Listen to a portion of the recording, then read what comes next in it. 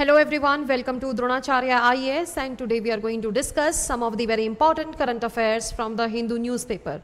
These current affairs are going to help you in your competitive exams, either it is UPSC or various state services exams. तो आइए शुरू करते हैं discussion. The very first article here is Northeast to be gateway for trade with Southeast Asia, says Prime Minister. So this is a very important article. It can help you in your GS paper 2 and it can also help you in GS in the prelims paper GS paper. तो वो कैसे help कर सकता है, आइए देखते हैं इस आर्टिकल के बारे में. From the very beginning you can see here in this article it is talking about the frontier region. तो यहाँ पर प्राइम मिनिस्टर ने एक समिट ऑर्गेनाइज करवाई है, that is rising north east summit, and उसको यहाँ पर एड्रेस किया है. समिट में बहुत सारे स्टेक होल्डर्स ने पार्टिसिपेट किया है, इन्वेस्टर्स आए हैं, राइट, पॉलिसी मेकर्स आए हैं. तो इसको अब क्या बनाया जा रहा है, ये क्या इस समिट की तरफ से हम क्या देख सकते हैं, दैट जो नॉर्थ ईस्ट हमारा रीजन है उसको एक इकोनॉमिक हब बनाने की अब यहाँ पर हम कोशिश करेंगे. And this is described by the prime minister also in his speech. यहाँ पर बोला गया है, राइट. तो हमारे लिए वैसे ना जो प्राइम मिनिस्टर की स्पीच है वो ज़्यादा इंपॉर्टेंट नहीं होती है, but from there we can take the phrases which can be used in your answer writing. This is what the context here is for discussion of this article. Otherwise this is not very important. लेकिन आपसे ये पूछा जा सकता है कि rising north east summit, बहुत कम chances है वैसे राइजिंग नॉर्थ ईस्ट समिट के बारे में पूछने में, बिकॉज इसमें क्या है, सिर्फ इंडियन डेलीगेट्स ही आए हैं and also the foreign investors definitely. लेकिन यहाँ पर ये गवर्नमेंट की तरफ से ही ऑर्गेनाइज कराई गई है. 2 दिन की ये समिट है, 2 दिन का इवेंट है. एंड यहाँ पर प्राइम मिनिस्टर की जो स्पीच है उसमें इंपॉर्टेंट कुछ टर्म्स हमें देखने को मिलती है. तो यहाँ पर बोला गया है that north east is not only a frontier region for us. Frontier क्या होता है, जिस मतलब वो रीजन, अगर हम लिटरली ना जाएं तो फ्रंटियर क्या होता है, जो वो रीजन जिसके साथ हमारा इंटरनेशनल बॉर्डर मैच करता है, राइट. तो you know that north east के साथ हमारा जो we can say Chinese border attached है, right. On the eastern side we can say यहाँ पर म्यांमार का जो बॉर्डर है वो अटैच्ड है. तो दैट इज वाई फ्रंटियर इसको बोला जाता था. लेकिन यहाँ पर अभी ये बोला गया है कि ये फ्रंटियर रीजन नहीं है, ये फ्रंट रनर बनने वाला है रीजन बहुत ही जल्दी. एंड इसको हम एक बायो इकोनॉमिक हब की तरह से भी यूज कर सकते हैं. इसमें फिर एक और टर्म यहाँ पर बताई गई है, दैट इज अष्टलक्ष्मी. ठीक है, Ashtalakshmi in the context of north east क्या मतलब है, आपसे सवाल पूछा जा सकता है प्रीलिम्स में. तो Ashtalakshmi, you know that north eastern जो स्टेट्स हैं उनको हम 7 सिस्टर स्टेट्स बोलते हैं. 7 सिस्टर कैसे, मेघालय है, असम है, अरुणाचल है, नागालैंड है, मणिपुर है, मिजोरम है, त्रिपुरा है. तो ये सारी जो स्टेट्स हैं इनमें मिलकर क्या बनाती हैं, 7 सिस्टर स्टेट्स. लेकिन यहाँ पर अष्टलक्ष्मी बोला जा रहा है. तो Lakshmi, you know that it is the goddess of finance, it is the goddess of economy, money से रिलेटेड है. And right from according to Hindu scriptures. And यहाँ पर अष्टलक्ष्मी मतलब 8 बोला गया है. तो 8वीं जो स्टेट है वो सिक्किम भी इसमें अब इंक्लूड कर ली है. So that is why whenever you find this term in the exam, तो अष्टलक्ष्मी का मतलब क्या है, 8 north eastern states, right, including the Sikkim, right. Okay, so यहाँ पर हम थोड़ा सा देख लेते हैं इस आर्टिकल के बारे में. तो उन्होंने यहाँ पर बोला है कि ये अब गेटवे बनने वाला है साउथ ईस्ट एशिया के साथ, because you know that north east India shares the border, shares the frontier with the Myanmar. तो and Myanmar, then Thailand, and then north east जो साउथ ईस्ट एशिया है वहाँ उनके साथ डायरेक्ट यहाँ पर हम एक ट्रेड ब्लॉक इसको बना सकते हैं, ट्रेड एरिया यहाँ पर इसको बना सकते हैं. देन इसमें ये भी बात करी गई है कि कैसे यहाँ पर जो कमर्शियल पोटेंशियल है, इसमें कितना ज़्यादा कमर्शियल पोटेंशियल इसमें इस रीजन में ये होल्ड करता है. According to the prime minister it is a power house of energy. कैसे, बायो इकोनॉमी को बूस्ट कर सकते हैं, टी प्रोडक्शन को इसमें बूस्ट कर सकते हैं, बैम्बू है, पेट्रोलियम है, स्पोर्ट्स है, and eco tourism also, right. तो यहाँ पर ये इंपॉर्टेंट है. सस्टेनेबल डेवलपमेंट में भी जो नॉर्थ ईस्टर्न जो स्टेट्स हैं they can play a very important role, because they can be said as breathing lungs of India, right. Because बहुत ही ज़्यादा यहाँ पर हमें फॉरेस्टेड रीजन देखने को मिलता है. Yesterday also we discussed in the Indian state forest report. तो उसके अकॉर्डिंग अगर हम देखें तो लार्जेस्ट जो इंक्रीज है, ठीक है, किसमें, फॉरेस्ट कवर में, वो मिजोरम में ही देखा गया है. तो that is very important here, right. तो यहाँ पर साथ में आसियान की बात करी गई है कि north east will be strong bridge of trade. ये एक ब्रिज की तरह काम करेगा, बिकॉज रिसेंटली इस आर्टिकल में ये भी बताया गया है कि रिसेंटली हमने जो लैंड पोर्ट्स हैं वो बांग्लादेश के लिए हब हमने बंद कर दिए हैं. So it might be possible कि जो हमारा सिर्फ चिकन नेक कॉरिडोर है, that is via Siliguri corridor जिसको हम बोलते हैं, that is in Assam and west Bengal का जो कॉरिडोर होता है नॉर्थ ऑफ बांग्लादेश की हम बात कर रहे हैं, that is a very narrow corridor. तो that is why what we want is we want to strengthen the north east area so that we can have the connectivity with it so that there is no extremism developing there, right? Then इसके बाद यहाँ पर बताया गया है कि जो यहाँ पर जो होप है वो लोगों की आंखों में देखने को मिलती है, प्राइम मिनिस्टर ने बोला है। साथ में right, we will not just look east, हम सिर्फ देखेंगे नहीं ईस्ट की तरफ, we will act east, we are going to act on the act east mantra. It is also saying, ये आर्टिकल में बताया गया है that India is a very diverse country. We all know diversity क्या होती है वैसे। डाइवर्सिटी वो diversity is the differences on the basis of caste, colour, race, gender, right, इन सब के, रिलीजन, कल्चर, इन सब के बेसिस पर जब डिफरेंसेस होते हैं किसी कम्युनिटी, किसी सोसाइटी में, तो हम उसको डाइवर्सिटी का नाम देते हैं। तो इंडिया में तो डाइवर्सिटी कूट कूट के भरी हुई है, melting pot of different cultures है, melting pot of different religions हैं। तो इसकी वजह से क्या होता है कि इंडिया को एक डाइवर्स कंट्री बोला जाता है, most diverse country in the world.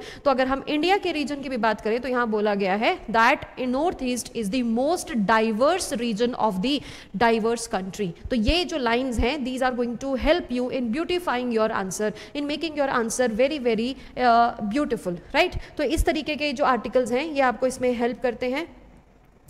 Next important article जो हम डिस्कस करने वाले हैं that is related with the USA.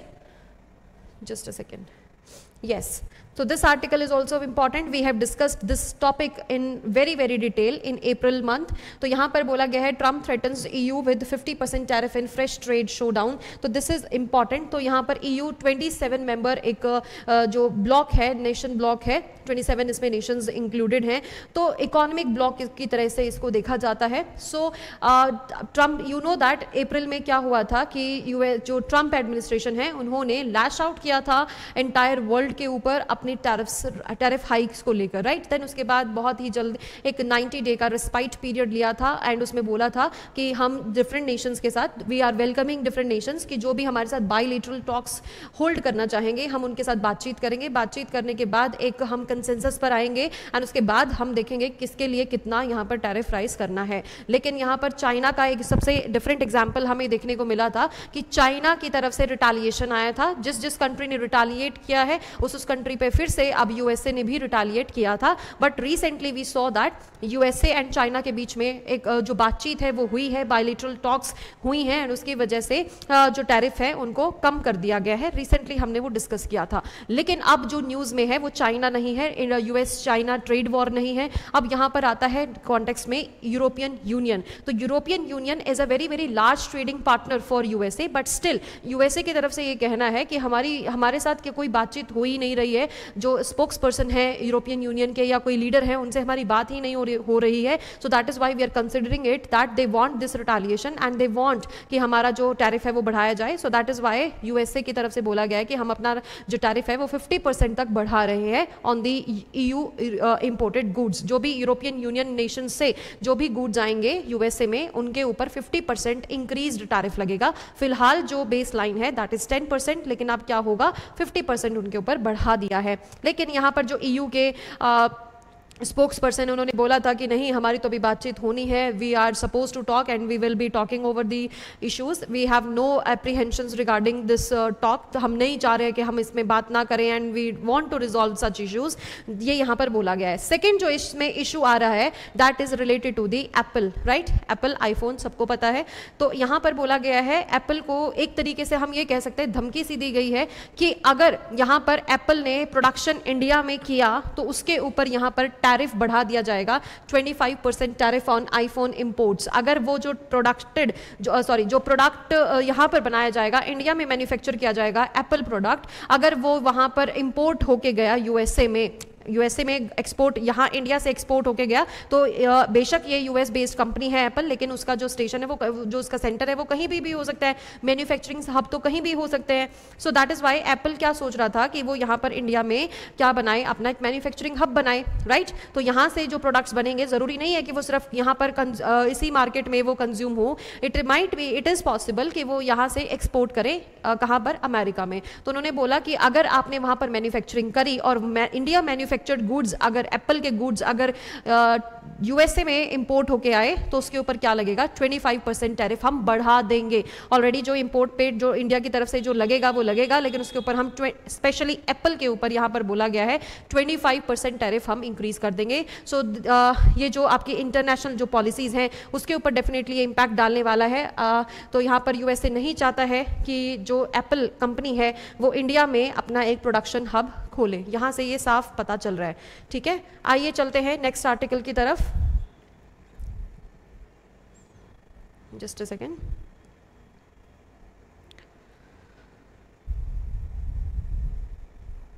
Yes, this is important.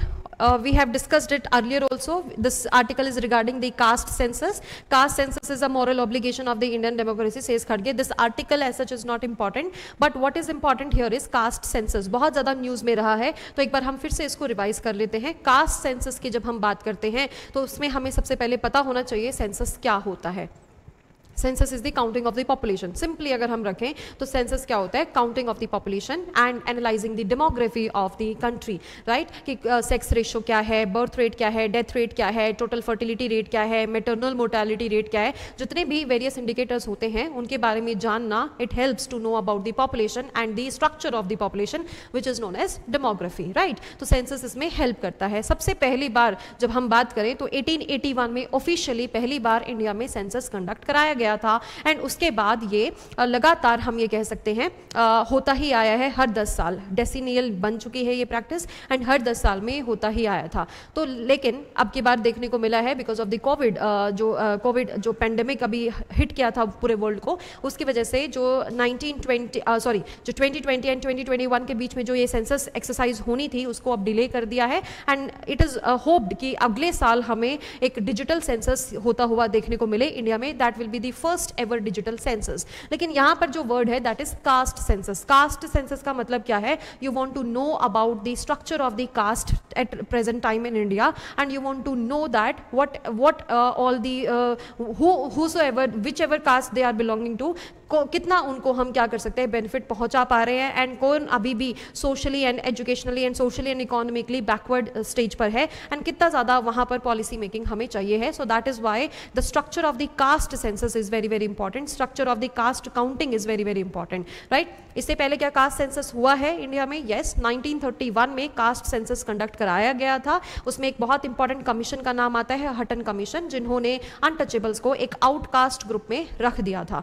लेकिन उसके बाद इंडिपेंडेंट इंडिया में आज तक कभी भी कास्ट सेंसस नहीं हुआ है। This is very very important to you. Caste census के नाम पर अगर हम देखें, एक छोटा सा एग्जांपल देखने को मिलता है 2011, मतलब जो अभी सेंसस के डेटा को हम फॉलो कर रहे हैं वो 2011 का सेंसस है। 2011 में ये बोला जाता है कि जो सेंसस हुआ था उसमें साथ में एक सर्वे की तरह ही सोशो इकोनॉमिक कास्ट सेंसस का नाम दिया गया था, but we can not name it as a proper census because क्या था, इसमें जो कास्ट आइडेंटिटी थी वो वॉलंटरी बनाई गई थी कि किसी इंसान को अगर अपना वॉलंटरली अपनी कास्ट बतानी है वो बता सकते हैं, मतलब ये एक्ट के अंदर नहीं आएगी। तो इसका मतलब क्या है कि क्या हमारे पास कोई एक्ट भी यहाँ पर एग्जिस्ट करती है कास्ट के लिए? बिल्कुल yes.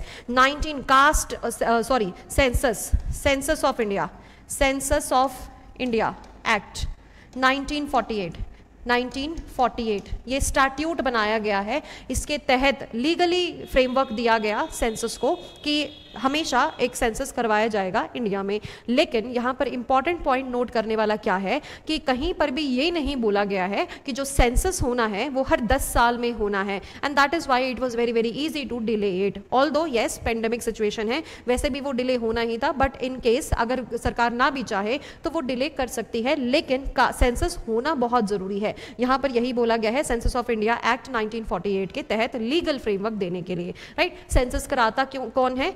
Office of the registrar general of India and census commissioner, ये यहाँ पर मिनिस्ट्री ऑफ होम अफेयर्स के अंडर क्या कराते हैं? सेंसस कराते हैं इंडिया में कंडक्ट, ठीक है। अब यहाँ पर क्या बोलेंगे हम कि कॉन्स्टिट्यूशनल स्टेटस भी है क्या सेंसस के पास? यस। तो हम बात करें तो अगर आर्टिकल 246 क्या करता है? लेजिस्लेटिव पावर्स को डिवाइड करता है between the centre and between the state. तो इसके अकॉर्डिंग जो शेड्यूल 7 है उसमें यूनियन लिस्ट की एंट्री नंबर 69 में हमें सेंसस देखने को मिलता है, right. So this is the factual part. What we are analysing here is कि कास्ट सेंसस कितना जरूरी है। तो कास्ट सेंसस मैंने आपको बताया, सोशो इकोनॉमिक कास्ट सेंसस हुआ था 2011 में, लेकिन उसमें एक बहुत डिफरेंस देखने को मिला था।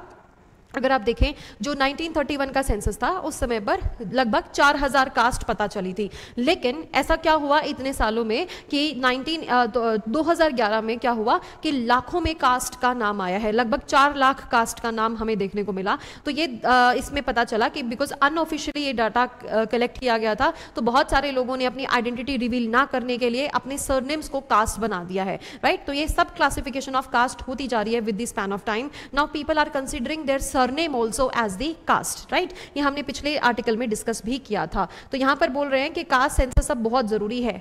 इंपॉर्टेंस क्या हो सकती है कास्ट सेंसस की? सबसे पहले अगर हम देखें यहाँ पे कास्ट सेंसस क्यों इंपॉर्टेंट है, ताकि हम यहाँ पर कास्ट को आइडेंटिफाई कर सकें, कास्ट डिफरेंट कास्ट को आइडेंटिफाई कर सकें जो इंडिया में एग्जिस्ट कर रही हैं। उसके बाद उनके लिए एक टारगेटेड अप्रोच हम ला सकें। टारगेटेड अप्रोच लाने में हेल्प करेगा ताकि जो बेनिफिट है वो रियल बेनिफिशियरीज तक ही पहुंचे। ऐसा ना हो कि जो हम बेनिफिट शेड्यूल्ड कास्ट ओबीसी के नाम पर दे रहे हैं वो ऊपरी सतह तक ही लिमिटेड रहे, वो जो बेनिफिट है वो निचले स्तर तक भी जाए। So that is why what we are saying is caste identity targeted यहां पर अप्रोच हमें देखने को मिले, ताकि जो रियल बेनिफिट्स हैं, जो पॉलिसीज हैं, प्रॉपर पॉलिसी फॉर्मुलेशन यहां पर हमें देखने को मिले। सो that is why caste census is very very important, and that is why here the spokesperson of the party is saying that it is a moral obligation on the Indian democracy. तो यहाँ पर government के ऊपर ये एक moral obligation है कि उनको ये कास्ट सेंसस कराना चाहिए, ताकि अब बहुत सारी स्टेट्स आपको पता होगा, वैसे तो देखो स्टेट ये यूनियन लिस्ट में आता है, तो यूनियन लिस्ट मतलब सेंटर के पास ये पावर है, लेकिन बहुत सारी जो स्टेट्स हैं वो भी इसको कंडक्ट कराती हैं, इंडिविजुअली इंडिपेंडेंटली भी करवाती हैं। लेकिन जो सर्वे है वो सेंसस का रूप नहीं ले सकता। आपको लगेगा कि बिहार में भी कराया है, तमिलनाडु में भी कराया है, तो वो क्या कास्ट सेंसस है? नहीं, उसको हम सर्वे का नाम देंगे। कास्ट सेंसस सिर्फ तभी होगा जब अगर वो census India act, census of India act 1948 के अकॉर्डिंग होगा। लेकिन अगर इसके बाहर, इस लीगल फ्रेमवर्क के बाहर अगर कोई भी सेंसस या काउंटिंग ऑफ द कास्ट या काउंटिंग ऑफ द पॉपुलेशन होती है तो उसको हम नाम देते हैं सर्वे का। क्लियर है? Right. So let's move on to the next article now.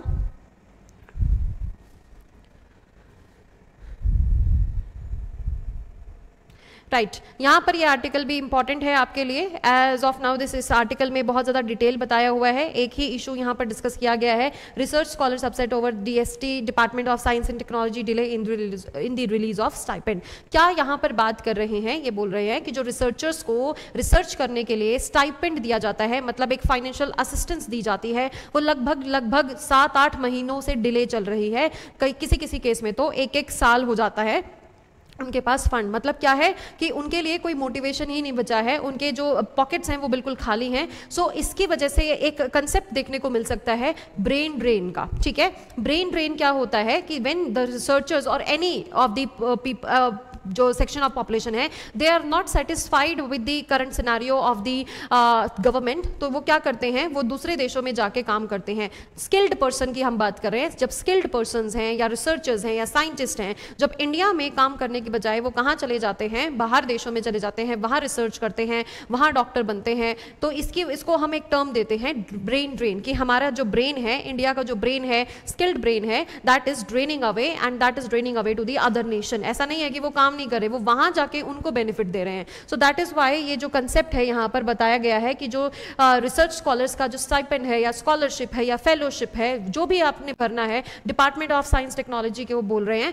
कि जो भी आपने देना है वो इनको दे देना चाहिए, बिकॉज उनकी वजह से क्या है, रिसर्च में भी डिले आता है, मोटिवेशन भी यहाँ पर लूज होता है। People will not prefer researching in India, they will prefer, अगर उनको पहली बात तो करियर चूज करना रिसर्च का, that is also a very very huge task. And अगर आप यूथ को अट्रैक्ट करना चाह रहे हैं कि आप चाहते हो कि रिसर्च फील्ड में जाएं, ज़्यादा से ज़्यादा रिसर्च इंडिया में ही हो, राइट, तो उसके लिए आपको क्या करना पड़ेगा, एक फेलोशिप का जो प्रोसीजर है उसको एफिशिएंटली फॉलो करना पड़ेगा। ऐसा नहीं है कि आपने रिसर्च के टाइम पर रिसर्च में वेलकम करने के लिए तो आपने बहुत बड़े बड़े प्रोमिस किए, फेलोशिप के लिए बहुत बड़े बड़े प्रोमिस किए, बट अब जब फंड एलोकेशन की बात आती है, जब स्टाइपेंड देने की बात आती है, then there is no stipend given here, right. एक साल का delay is a very very long delay, एक महीने का डिले भी अपने आप में बहुत ज़्यादा होता है, because seeing the present economic situation, financial conditions and the inflation, तो उसकी वजह से इतना लंबा डिले यहाँ पर it can harm the research जो एनवायरमेंट है इंडिया का, that can be definitely harmed here. यहाँ पर एक और बात करी गई है इस आर्टिकल में, it is about inspire,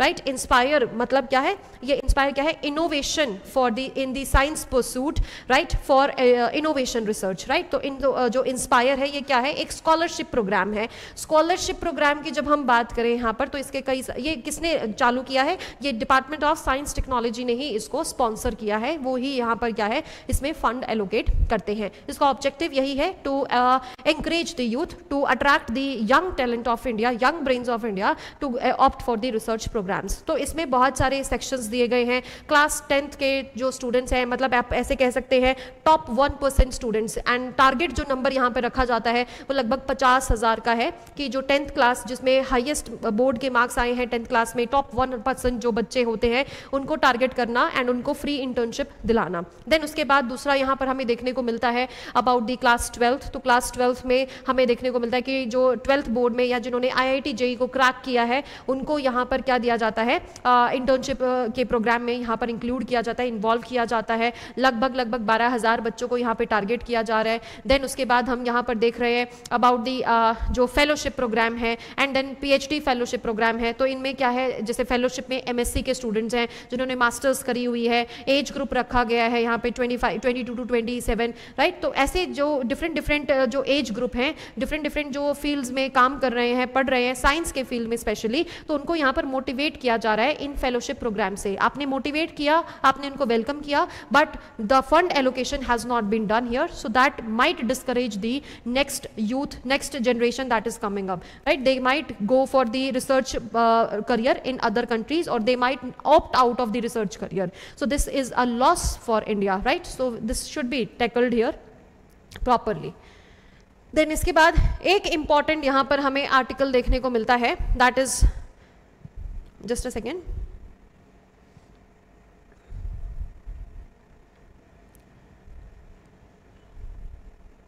it is related to Chagos archipelago.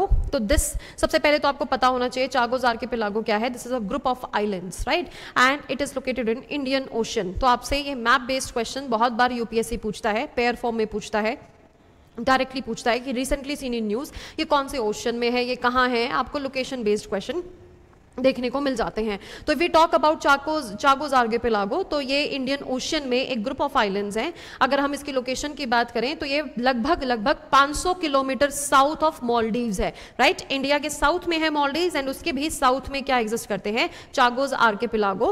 And अगर हम बोलें, अगर इक्वेटर से अगर हम इसका डिस्टेंस देखें तो इक्वेटर से भी ये साउथ में ही फॉल करता है। आपसे पूछा जा सकता है कि it is in the south of India but it is above the equator, but no, it is south of the equator. Okay, then next इसकी जो हिस्ट्री है वो बहुत इंटरेस्टिंग है। तो लगभग हम ये बात कर सकते हैं, this originally belong to Mauritius islands, right, Mauritius country को ये बिलोंग करता है। Then we talk about its history, तो 18th सेंचुरी के आसपास ये फ्रेंच ने ऑक्यूपाई, फ्रेंच गवर्नमेंट ने इसको ऑक्यूपाई कर दिया था। Sorry, we will not be saying it French government, we will be saying the French company, right. तो यहाँ पर जो उन्होंने ऑक्यूपाई किया, ट्रेडिंग कंपनी ने ऑक्यूपाई कर लिया था and they started coconut plantation here and they brought African slaves and Indian laborers here for working on these plantation. Then later on you guys know that 1814 में एक treaty of Paris होती है, जिसकी वजह से क्या हुआ, फ्रेंच ने अपनी बहुत सारी settlements सीड करी थी किसको, ब्रिटिशर्स को। तो that is how it came under the control of British, right, Britain. Then इसके बाद यहाँ पर हमें 1960s में देखने को मिला है that ब्रिटेन ने इसको क्या डिक्लेयर कर दिया था, that ब्रिटेन ने इसको मॉरिशस से अलग कर लिया था एंड ब्रिटेन ने इसको क्या डिक्लेयर कर दिया, British Indian ocean territory. But later on यहाँ पर अभी हम जो बात कर रहे हैं, यहाँ पर डिसाइड किया गया 2024 के आसपास कि जो ये यहाँ पर चागोस आर्किपेलागो है ये किसको सीड कर दिया जाएगा, ये जहाँ पर मॉरिशस को वापस दे दिया जाएगा। लेकिन इसमें एक पर्टिकुलर एक जगह का नाम है, एक आइलैंड का नाम है, that is डिगो Garcia, right. डिगो Garcia में लेकिन क्या हुआ, वहां पर मिलिट्री बेस बना हुआ है यूएसए का, राइट, मिलिट्री बेस है यूएसए का, and that is why it was not ceded to the Mauritius, right. Mauritius को ये वापस वैसे देना था, ये पूरा ग्रुप ऑफ आइलैंड्स दे दिया है, एंड बदले में इन्होंने डिगो गार्शिया को अपने पास रख लिया, अपने जो टेरिटरी अपने ऑक्यूपाइन उसमें ऑक्यूपेंसी में रखा है, लेकिन बदले में उनको ग्रांट भी दी गई थी। लेकिन अब क्या है, उन्होंने यहाँ पर जब दोबारा उसको देना चाहा पूरा का पूरा, जो आर्किपेलागो के लिए जब वो फाइट कर रहे थे इंटरनेशनल कोर्ट ऑफ जस्टिस में भी, तो उन्होंने चाहा था कि ये जो पूरा जो आइलैंड है मॉरिशस ने चाहा था दैट वो हमारे फेवर में आए, and ICJ that is international court of justice, उन्होंने मॉरिशस के ही फेवर में क्या दिया था, फैसला दिया था। लेकिन अब यहाँ पर फाइनली हमें क्या देखने को मिल रहा है, that they have taken this डिगो Garcia island on the 99 year lease पर ले लिया है, एंड उसकी वजह से यहाँ पर क्या हो रहा है, बहुत सारे जो कम्युनिटीज वहाँ पर रिजाइड करती हैं उनके माइग्रेशन की यहाँ पर अब प्रॉब्लम आएगी, बिकॉज एनफ कंपनसेशन यहाँ पर नहीं देखने को मिल रहा। लेकिन जो यूएसए एंड यूके गवर्नमेंट की तरफ से जो लीज है उसके पैसे यहाँ पर एनुअली यहाँ पर बोला जा रहा है कि ये $136 मिलियन यहाँ पर एनुअली दिए जाएंगे 99 ईयर्स तक, ताकि ये जो मिलिट्री बेस है ये बना रहे, क्योंकि it is very very important for the USA and Britain to have a military base in the Indian ocean to check on the activities of the Asia. ठीक है, so that's all for the today's discussion. Like the video, share the video, subscribe the channel. Thank you and have a nice day.